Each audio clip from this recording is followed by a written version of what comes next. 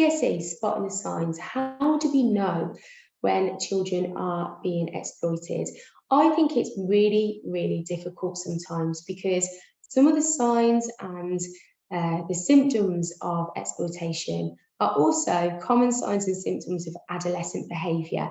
Things like mood swings, changes in like demeanour and disposition. You know, a child who suddenly becomes quite withdrawn, quite isolated, maybe changes their peer group, might not always be indicative of exploitation, but always something that we should consider.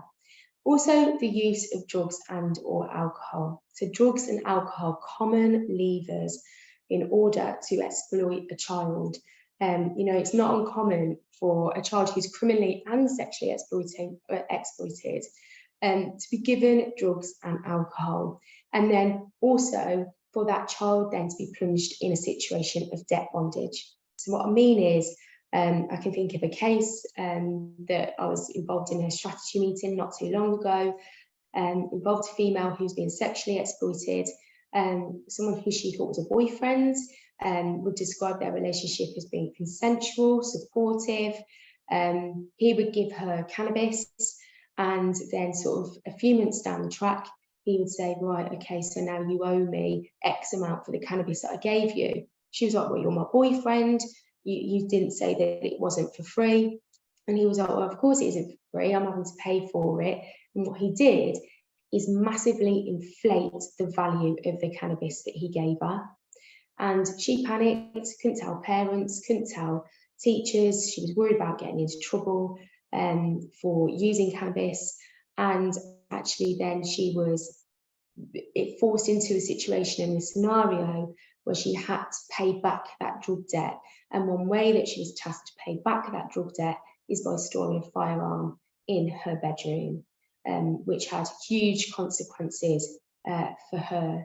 So drugs and alcohol use, you know, I think around cannabis as well, I get on my soapbox about this. I think often we would rightly be concerned if we identified that a child was using Class A substances like crack cocaine, heroin, powder cocaine, for example.